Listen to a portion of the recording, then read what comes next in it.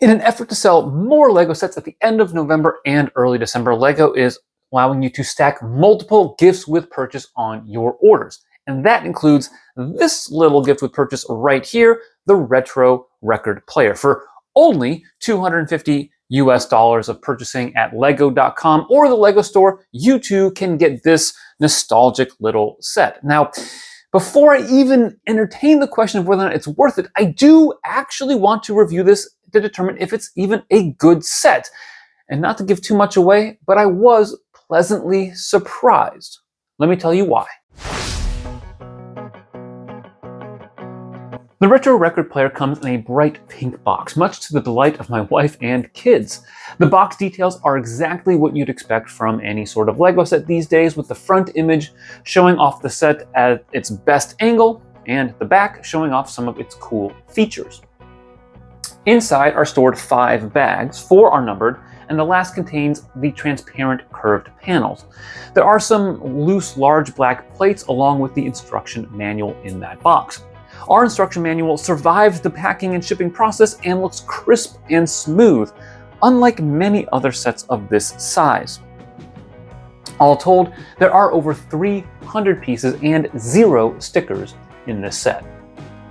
The build starts off rather quickly, having you array some inverted slopes along all 4 edges and establishing an inner structure for the record player. Like with many sets, the colors are a bit hodgepodge. There's bright light orange, orange, dark orange, and the new shade of orange from earlier this year. There's also dark blue, lavender, green, and light blue all mixed together. Basically, whatever LEGO had left over from other production lines that would be cheap were included in here, and quite honestly, I'm okay with that, as you subsequently slap down some light blade tiles and modified plates to hide almost all of those pieces. You also lay down some gears for the play mechanism, which is very reminiscent of other gifts with purchase, just like this ice skating rink from 2020. You also add some brightly colored 1x1 tiles that act as different buttons along the side, as well as some short legs on the bottom. One cool building technique are these little sliders you build that allow you to mimic setting changes for the record player. You basically flip some pieces upside down and place them in these slots. Additional plates and tiles lock them in vertically, although you have the leeway to slide them horizontally. Then it's time to add the lid, which works very smoothly using Technic pins to connect the trans-clear panels to the rest of the player. While I understand why LEGO incorporates transparent panels, I have always found this technique to be less than satisfying because you see all of the studge and the edge lines, and it's one reason why I was never a huge fan of the ship in a bottle idea set from a few years ago, and why honestly I'll probably display this propped up so that way you don't see the top of the lid.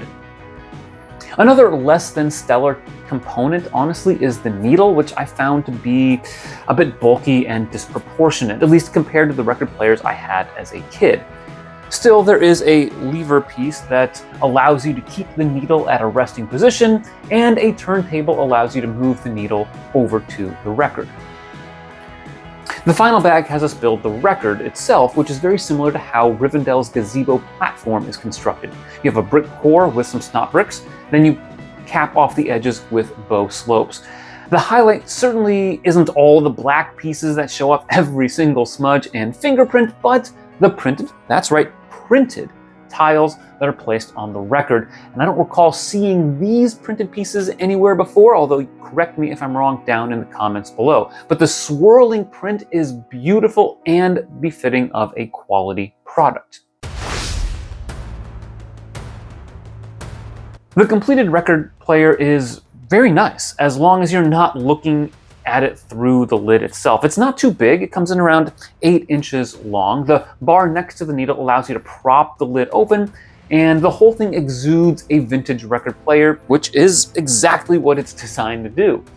The back even has a Technic brick with half pins that resembles different outputs, and that's also where you will find the gear that spins the record. This play feature is effective, and the exposed studs on the record push the needle back out a little bit, just like what happens in real life. I mentioned at the top of the video that I was pleasantly surprised by this gift with purchase, and I genuinely mean that. Keep in mind the context for me building this was I just built the winter holiday train, and this set has, I think, a much better depth to it than that set. Now, the holiday train was very straightforward and has a lot of festivity to it, which is, I think, part of its charm, and of course why a lot of kids are going to love playing with it. It's an easy one for them to build, and they can swoosh it around train tracks that you make, or even on the kitchen floor or the kitchen table or something like that.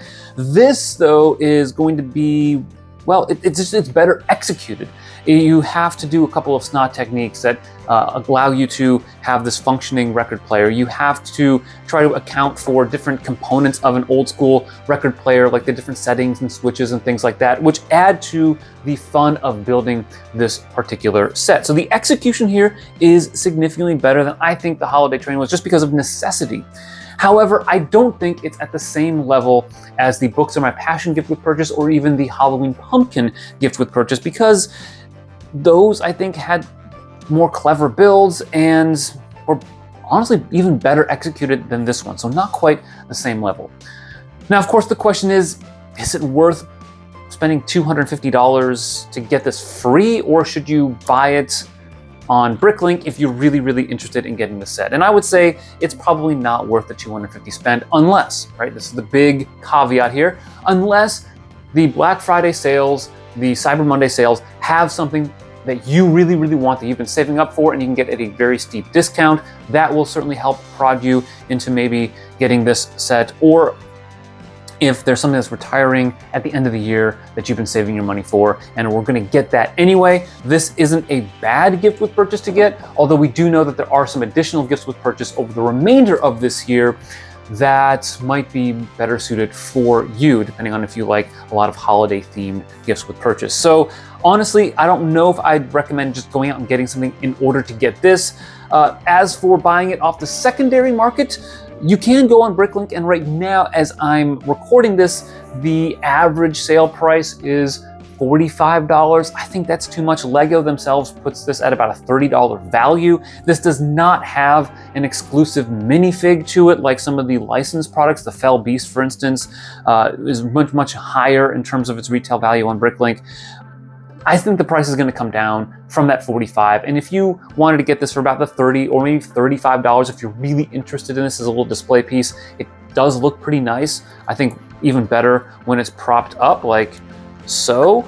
I think, yeah, $30-35 off of Bricklink might be good for this, but I wouldn't necessarily advocate $45 unless you're really, really into the subject matter here. So that's my review of the retro record player. I hope you found it informative, help you make some decisions whether you want to get this or not, and maybe wait for some other gifts with purchase. Thanks for watching, and always remember to keep building together.